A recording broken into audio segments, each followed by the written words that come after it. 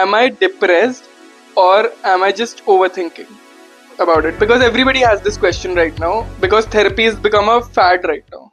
See, therapy is not something to be considered as a fad. It is quite a serious affair. I think we should be having some maturity around a serious domain of treatment modality. That is one thing, and it should be sought, by people who require it. So, some, I'm not against having fads or anything, but you can have fads pertaining to lighter subjects in life. But sometimes when you have fads related to serious mental health concerns and treatment modalities, you are belittling them. You are somewhere kind of reducing their importance. I am not in any way averse to the idea of the attention that this fad culture is giving therapy. I like that, because the people who need therapy sometimes come to therapists. They are open to that idea. So in that way, it's a great thing. But you're tickling me beyond a certain point, darling. So beyond a certain point, I don't like laughing. So take it to a certain level. If you're doing it, it's fine. So that's No, but I think it came like right nowadays, memes and all, self-depreciating memes, self-depreciating thoughts and all. In a group, if people are sitting, they're just वो एक दूसरे की टांग ही खींच रहे होते हैं. See, tang khechna, is something different. I would definitely, because I have come across, in the past recent years, of a number of celebrities that have talked about therapy, talked about going into therapy. I really, really appreciate that. Honestly, I recently saw a post sent to me by a patient of mine of Alia Bhatt, where she was talking about her attentional deficit and her engagement into talk therapy. So I would definitely give them those credits. So that part I like it, because they are kind of telling people and making people aware about it, that it is not something that is in the domains of madness. Because as Foucault had once said, if you read his book, that madness has always been in the forefronts, on the stages, whereas insanity has been closeted inside the asylums. So people have often associated therapy with madness, so they don't want to go. I'm not mad kind of a response, or Hindi mein, as they would say, कि मैं पागल नहीं हूँ, so I don't want to go to a therapist, which is a hurdle. But in 15 years, I have seen a transition, at least in the Indian subcontinent, and I'm very glad for it, that people are coming forward. They're opening up to the idea of therapy as a modality of treatment. And I think that's good news for us. That's good news for people becoming mentally healthy. And you only get one life, so why not live it? That makes sense. But if you look at me and Kunal and civil lives of a lot of teenagers, they wake up, they go to work, and they come back. And then there are the moments where you think, is everything going all right? So, at what point in time do we think that this is my cue to go to therapy? Like, when does one step up and this is my time? I think actually go to therapy, because in the pace of life, you never realize that this is just okay and I'm sad because of work, or this is not okay and I have to go get it fixed. So, how does one get to know about this? See, I can give you an easy answer, to be very honest, Abhishek.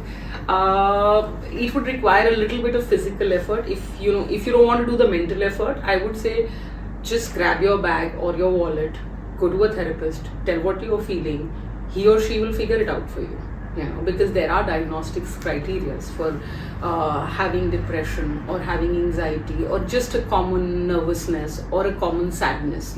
So the easiest route, if you're a lazy bum like me, is pick up your bag, go to a therapist, get it sorted.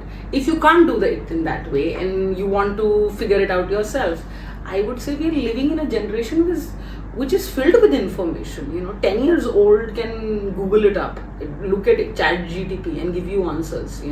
I would say go to Google, look at the diagnostic criteria of depression. Often I've said this to people in a humorous way, that you have to work a little harder to get depressed. This is not depression, dude. This is maybe a midlife crisis or a career loss crisis or a girlfriend loss crisis that you're going through. And this is, as we say that there are stages of grief and bereavement. bereavement, and this could be after any loss. It could be a loss of a relationship. So this is normal. So I think that discernment can be brought about on your own, but then you have to self-educate yourself, which is a cumbersome process. If I try to become an engineer, or something else, I have to educate myself. That possibility is there, but it is difficult. So you want to do it your way, you can do it, but then study. Don't label.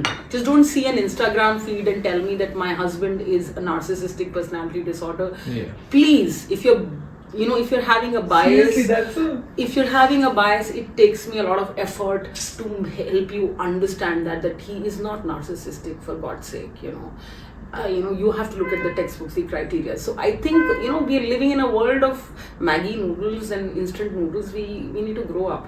Yeah. The teenagers, I think they are very mature and very intelligent, and they have to take their intelligence to this level also. So basically, if you're feeling low, it is your cue to at least take one therapy session. So somebody else figure it out for you, and you don't have to put in the work. Basically, I would say that is the easiest route, and a route with less amount of error rate. There is no guarantee. I'm not saying therapist or psychiatrist or psychologist are God. We can do errors on our, we are humans, we can err, but the possibility of error and the probability is lesser. So yeah, you can take that route. Also, like I was asking a lot of people that what question do I ask in this podcast. So majorly, like, you covered that point up, but to explain it further, what is the right point where you realize that you are depressed or you are anxious? These both are different things, but both of them.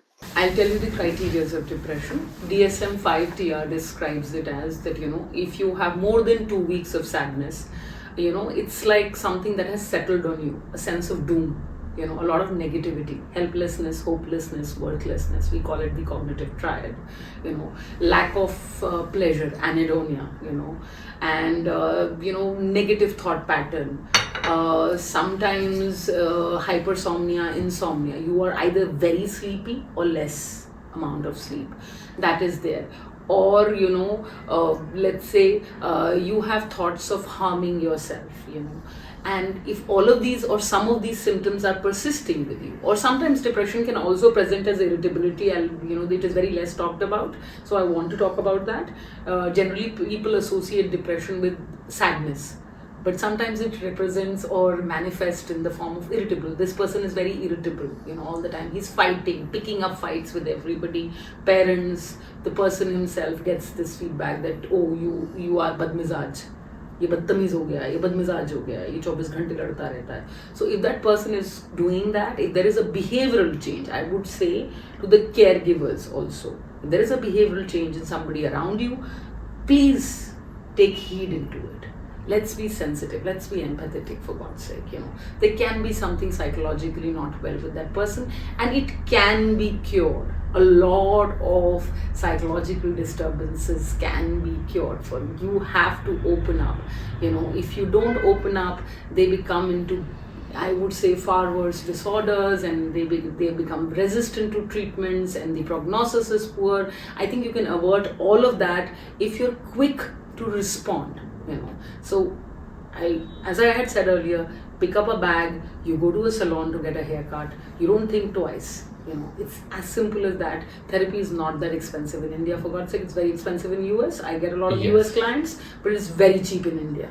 I sometimes feel like a daily wage worker. Just a cost of 2 cups of coffee. Yeah, I feel like that in front of my contemporaries who are working in USA or UK, but it's very cheap in India. You have that luxury. We are available. We are there for you. At least reach out to us. a lot of clients from US and Europe actually come into Indian psychologists. What I've seen from friends and therapists that are there on our platform, that there are a lot of international clients that come in to take therapy because it is very accessible in India. It is accessible, and it is very cost effective also, and the quality is good. I have to give my colleagues and myself a pat on the back. We deliver. We are good at a job, so they come to us, and I think you can. It's not expensive. You're not going to burn a hole in your pocket, and therapy is not about dependence. For God's sake, we are not wanting you to be enslaved to us. We don't That's want true. you to come forever. It's the other way around. Frankly, if you look at my message box, you will see that my clients keep on messaging me and I say, okay, this time, that time. I will not call you for a session unless and until you message me. I have a very different mindset. You should need me. I should not need you. That's true. If you need me, then I'm available. If you want to listen to me, then I'm available. So, I think therapy is about instilling a sense of independence in your client. It's not about instilling a sense of real therapy, making them independent, providing a holding environment for them and making them independent. So, it shouldn't be a problem for them. Now with this age, I think therapy is also accessible because online platforms are available so that clients can reach out pretty easy with the comfort of their home and anonymous. Nobody's seeing you going into a therapy session. So it's a much more comforting space where you can talk. Very true. We are available at the click of a button, but provided you click that button. That's Please that's click so that true. button. I would say just don't fret and frown and doom your life forever. Yeah. Life is very beautiful. It is the best gift that God can give you, and I think you should strive for it. You should strive for your own happiness. I say that so many times to my clients. I said, you strived for a career, you struggled for a relationship. Why not for your own happiness? What is the impediment in that? You think happiness should just fall on your lap one fine day, just like that? Work for it, you will reach there, and you will be very satiated also in that process. So, Halaji, recently I saw a movie, Chhawa, Okay. and in that I was seeing the movie was all about mental strength. Chhatrapati Sambhaji Maharaj, he was fighting his whole life about mental strength. So I feel therapy was there back then. Back then also there was a need of therapy. So why was therapy not there in that market and why it is needed right now? Because that time also Chhatrapati Sambhaji Maharaj, till the end of the story, he was only thinking about his mother, how he lost his mother in the beginning of his childhood, and Aurangzeb was also again and again very depressed and distressed in his whole life because he, I think, buried his own father to become a king. So See, I would say, Kunal, the beauty of human life is that it is filled with possibilities. What you draw out of a situation is a very individual phenomena. Two people in the same situation can draw very contradictory results. One can become, I wouldn't say psychologically incapable. That is too far a claim to make, too extreme a claim to make, rather. But you can deviate towards health or a disturbance on the basis of your individual factors. He's a strong person because of his experiences, which are not apparently very positive, which are negative in nature. He has lost somebody. Experiences, Yeah, his early life experiences are of loss, of bereavement, of crisis. But what is he deriving out of it? He's deriving strength out of it. Now this is the role of your mind, and it's not like that. You're looking at only one portion of humanity. Even it's a very cross-sectional view. It is not a very, I would say, a very good sample size that we say. It's not a heterogeneous sample. There were millions, zillions of people living in those times. Some of them were not Chhatrapati Samba, and some of them were not Aurangzeb. Those are the people that are not heard of. Maybe they were having psychological disturbances that were not even understood. So it's not that early on people were all fine. This is a claim that people say that पुराने ज़माने में बीमारियां नहीं होती थी, हम ठीक रहते थे. ऐसा नहीं है. अंडरस्टैंडिंग नहीं थी. शायद social systems better थे. The social systems, maybe especially in India, I would say, I am not talking about abroad, but India, the society was very collectivist. We still are a very collectivistic society. So the family structure was stronger. There was a little bit of more support from your own people. People were more oriented towards their own scriptures. For instance, sometimes I delve into theology and I was looking into Bhagavad Gita. There's a very good quote and I think it describes therapy very well. It's a long quote, so I have written it, so I have to read it up for you. We must deliver ourselves with the help of our minds. For one who has conquered the mind is the best friend. But for the one who has failed to do so, the mind will remain the greatest enemy. So, if you were connected to your scriptures, you were realizing the basic core of therapy, that your mind is the genesis of all malady and all kind of wellness, psychological wellness. So they understood that. With time, what has started happening is we are a Gen Z people, whether I'm not saying that you guys are Gen Zs, we all have graduated into that kind of a domain, where everything is very fast, profoundness, patience, sitting back, reflecting on things are things that that are luxuries rather. They're not even things, they're luxuries that we cannot afford often. So we develop a mindset which is very instantaneous, instant gratification. So we don't reach that space. So I think it's because of that. It's not because that, he was a strong individual, Aurangzeb was a strong individual, irrespective of whatever their orientations were and how we align with them. That's a separate thing. They were strong people. But they drew something positive from their negative experiences. But this doesn't mean that everybody who was living in that era had the same mindset. People had difficulties even then, they have it even now. So I think now we have technology, you have clicking available to you. I can be accessible to you, sitting, you can watch me sitting in your drawing room, which earlier, my voice, my reach was limited. Thankfully, whether you say humanity, creator, whosoever you blame for this good thing that has happened in our life, there is accessibility, there is a possibility of getting information. So I think why not utilize it? Use it for your own benefit. Use the technology for your own benefit. Why use to have the dopamine rush in your brain and spoil and become an ADHD person? You use it for your own benefit, enhance your life. Coming back from the Aurangzeb topic, I think instant gratification is one of the things that I want to touch on. You've been in the industry for quite some years. Do you think? No. That's not where I was coming. I was coming at, you've seen a transition of generations and their problems that they come in with. I think 5 or 10 years before, I think people used to usually come for different purpose, different problems. What is the shift, and where do you think the shift is going, and what is the primary cause of things? See, I would say, Abhishek, it might sound strange to you, but there is less of a shift. Human misery, human pain is similar. The pain of losing a loved one, the pain of having relationships that are very conditional, close relationships that are very conditional. Parents that say, if you get results, then I love you. You get a foreign degree, then I love you. A society that says that, there is a lot of impetus on having things, becoming somebody. That I think, we no longer romanticize the idea of being an underdog. Everybody wants to be a Shah Rukh Khan or a champion. No angst against them. They've done a great job, But it's tremendous amount of pressure, It was there earlier. The only place where I think maybe, these days the pressure is greater because of the social media and the advertisements and the, I would say, internet that has happened. But I think these things were there earlier also. They were there now also. The problems, the difficulties are more or less are same. The only places that maybe the comparison is a little bit more I want to do this, I want to go to this place.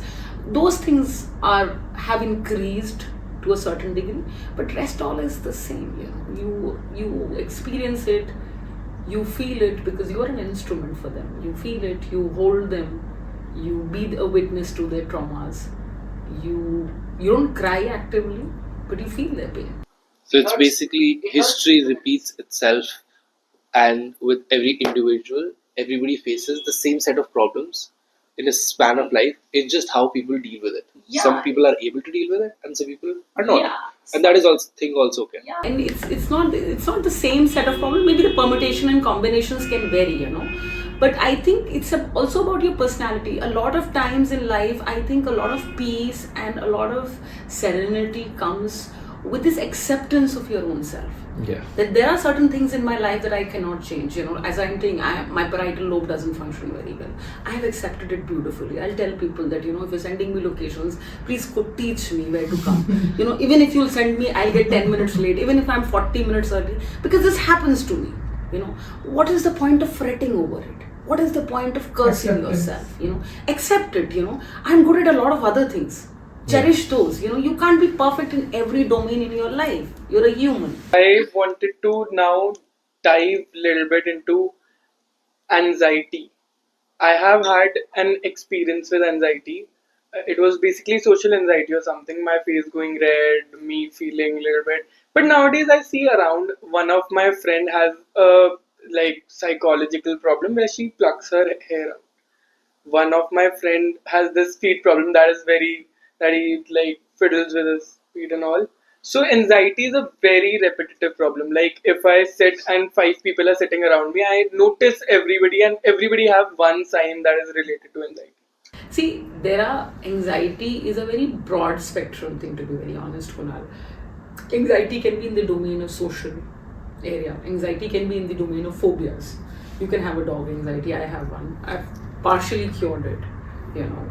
Anxiety can be in the domain of a generalized anxiety disorder, where you're anxious throughout the day for n number of days. So anxiety can be there for that. You can have a panic disorder. It shoots up and you feel that you are having a heart attack.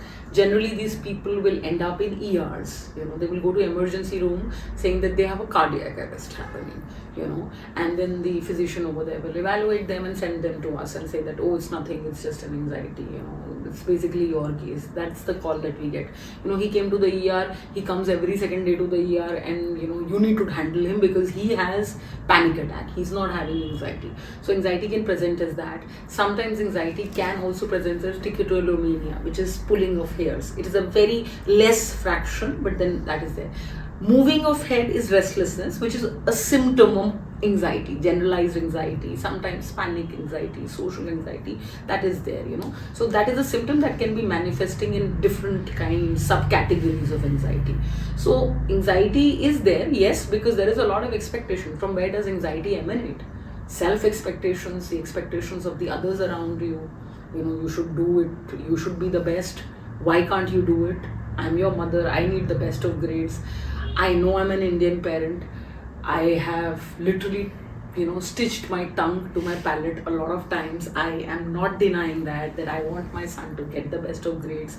I completely empathize and realize I'm not trying to judge you, but honestly, I want the best for him in life. So I have taught myself that forcefully because it's not good for him. That's Me true. telling him this, that why did you get a 96 out of 100 in your maths paper, and I am literally restless and somewhere boiling inside because I've taught him a lot of maths, and me struggling with maths it's like working hard on a nuclear reactor program because I don't like maths all my life. I'm trying to be friends with maths just for him, and then obviously you can imagine my distress. But I think we as adults have to learn to contain it. Be it mothers or fathers. So sometimes it's our expectations that creates anxieties in children. We make them feel inferior. We make them feel devalued. A lot of these disorders have the genesis in childhood. I have a young child. When my child comes to me, I know she wants to be loved. She wants to be held. When I look at those eyes sometimes, what I see is just that, how am I? The crooked smile. And you just have to tell person that you are the princess in this world. And it literally tears me apart when I see kids of your age or older people coming in crying that they didn't get this when they were growing up. Yeah. And they feel that this world is no longer a safe place for them.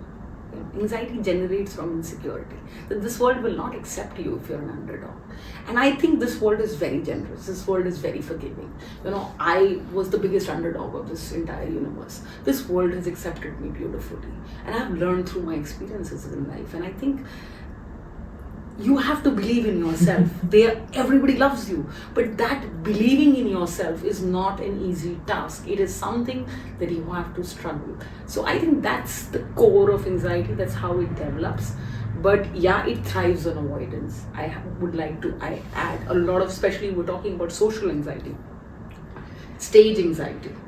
Stage anxiety, I used to have that. I remember the first lecture that I gave, I drank a 2 liter bottle in front of the entire crowd, and I think what a caricature I made myself out. I just don't know what the people must be thinking. Now when I look at it, I laugh at it because I was that anxious.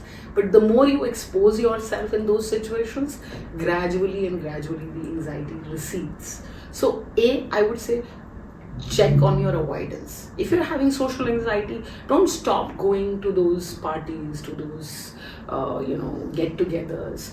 Don't not face, let's say, people or the stage or whatever. Raise your hand in the class. I've had that experience. I'll be blunt, where your heart beats and you can listen to it. You can listen to the heart pounding in your ears, and you can see the blood rushing in your cheeks. While I was growing up, I could see that. But that's not something that is going to define you.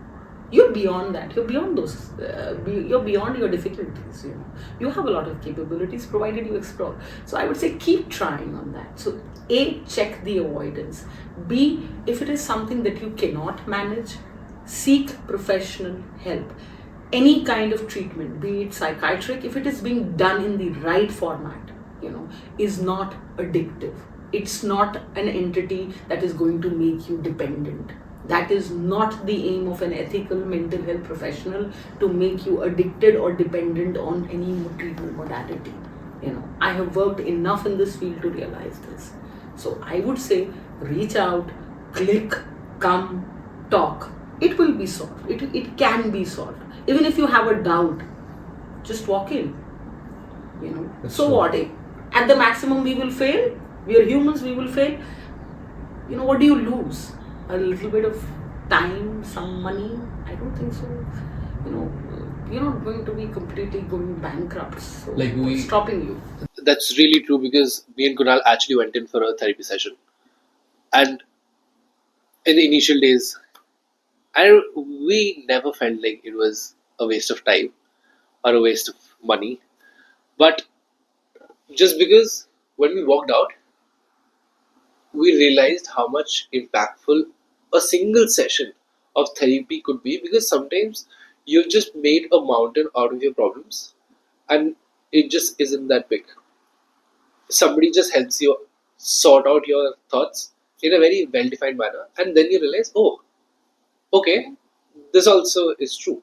Yeah. To brief you a little bit about anxiety, what I was facing was that basically I used to get a little bit of stage fright or something like that. But to speak in front of a lot of people, I won't be feel feared or something. So that was a little bit weird kind of an anxiety. But then the best way I saw over there was being comfortable in every situation, every single situation we go to, and face your fears. That was the best way I could cope up with that anxiety. But yeah, anxiety, I feel a lot of people have anxiety.